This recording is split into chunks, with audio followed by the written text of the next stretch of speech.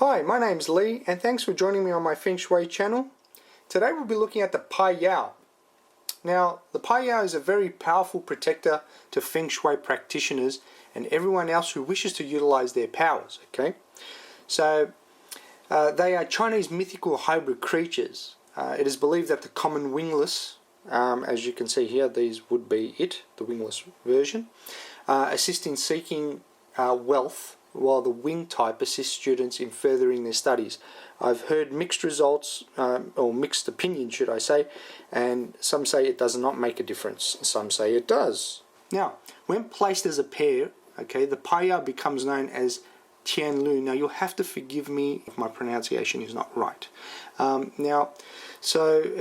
Basically Tian Lu, which is heavenly protector, and Pai Chi, which is evil dispeller, okay? So Pi Yao would be, I guess, on its own, really, the Pi Yao on their own. But when they come together, Tian Lu is what they become known as. Now, the Pi Yao are also used to appease the Grand Duke Jupiter, also known as Tai Sui or Tai Sui. T-A-I-S-U-I is how it is spelt. T-A-I separate, S-U-I separate. He is a deity in charge of the well-being of the mortal world. Okay, so people respect and fear Tai Sui as not to offend him because it would cause misfortune and bad luck. Whatever your belief is, whether Tai Sui is a deity or a phantom star or a body of energy, it pays heed to always notice the location of Tai Sui in any particular year, as he does move around locations every Chinese New Year. So, and I'll show you a really easy way to find the location for Tai Sui and appease him a little later on. So, back to this. Okay, so with the Pi Yao, or together, Tian Lu, T-I-A-N space L-U, okay?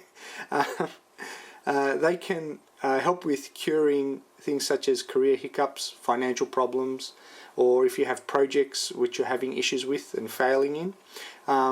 Basically all around bad luck, which generally is associated with the Duke anyway. Now, the myth is that the creature violated, and this is quite funny, a law of heaven. So the Jade Emperor punished it by restricting its diet to gold and prevented the creature from defecating by sealing its anus. Okay, so basically no poo hole. You can't poop. No hole to poop out of. So the belief is that it can only absorb gold but cannot expel it. Okay. Now, its characteristic of a well-built body, as you can see, is a full indication of, like, say, a full stomach, or at least a full body. Okay, which is loaded with unlimited amounts of good fortune. Hence why, you know, it's such a desirable piece to have. So what can it do for you? Okay, so that's a good question you should be asking. What can these do for me? Why should I get them? Okay, so traditionally they were and still are used as personal protectors, and they exert great power in safeguarding the health and welfare of its owner.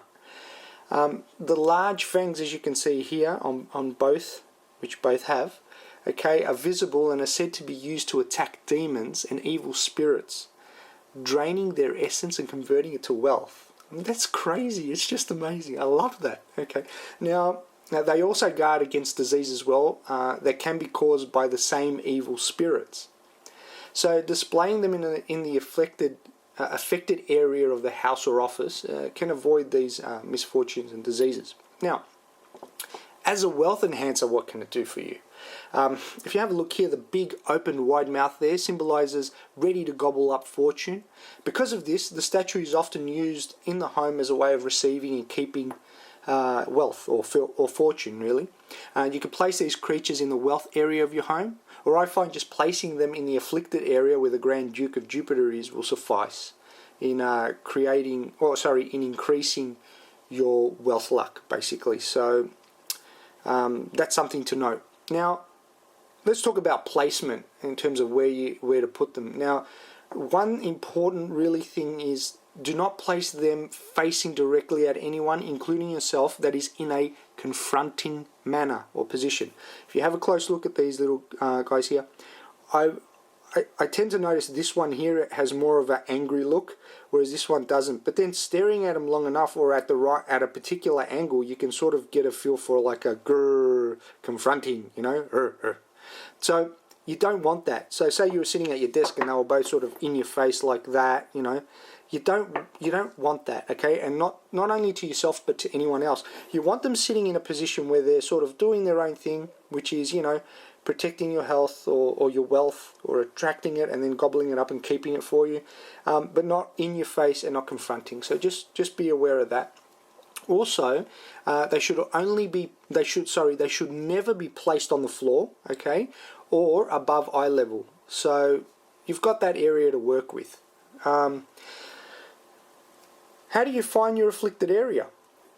Okay, so the direction of the Grand Duke Jupiter changes every year. Okay, so the easiest way is to basically just do a search online for it.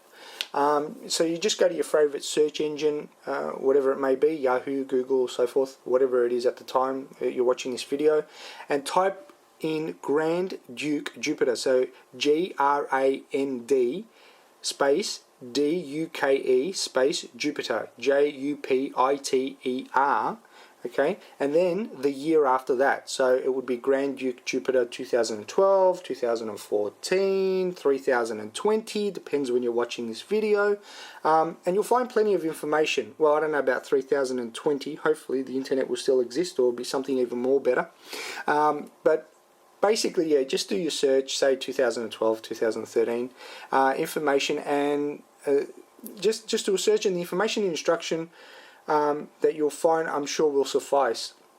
There's plenty of information out there. I've done some searches myself and have found that. Now, don't rely on just one search, okay? Don't do this and go to the first website and get this information. Check a few of them and see that the information that you get coincides and matches up, okay? That's very important. And then just place the creatures in that area and you're done. So, like, for an example, what I'll do here is I'll give you an example of what you can do. So you say you go to your search engine, Google, okay? Just move these up. So you go to your search engine, okay, and you type in Grand Duke Jupiter 2012, okay? Now, when it gives you the results and you go to the website, to any particular website, what you want to look for is a chart, okay, on the website. That chart, generally what it'll have is, and it may vary, it may be a little bit different laid out, but generally what it'll do is it'll have each year, so you'll have 2009, 2010, all the way down. We're at 2012 at the time I'm making this video, and then next to it what you'll get is generally the zodiac, or the year that it is. So right now in 2012 we're in the year of the dragon, okay? Forgive my spelling, I haven't spelled that right because I'm looking through a camera and I can't spell.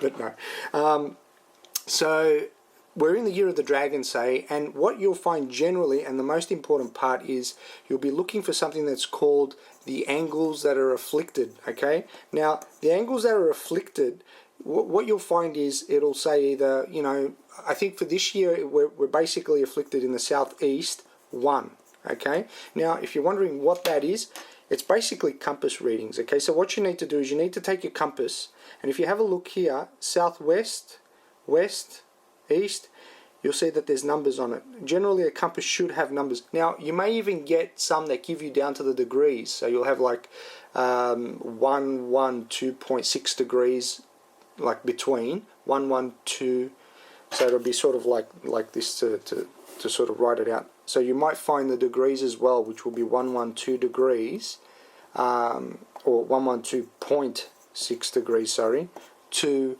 127.5 degrees, say, for example, and they will be your coordinates. Now, you can get really down to that level if you want, but generally just finding the southeast and the number, which is what we've got here. So southeast, number 1, okay, is all you'll need. And then what you do is you just line your compass up with north and so forth. North, line it up, find where southeast is, and then find the number, and then track that in your location. So what you do is you take your compass, stand in the center of either your land, house, or room. Generally, I apply these these two in my room, in my office. So I stand in the middle of the office, find the north, and then just southeast one, and then work backwards, and there's a shelf there, or might be a bookcase or something there, and then I place them in that area. And that's all that there is to it, and that's all you need to do. So that's about it. Thanks for watching. I hope you enjoyed my videos. I will be making more. This is one of the first few that I've started to make, and most likely will be the first one that I'm going to upload.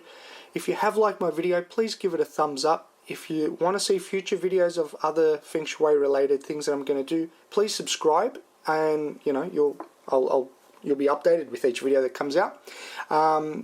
Yeah, so give me a thumbs up, subscribe, and if you have any questions, please don't hesitate, comment. I would love to get back to you.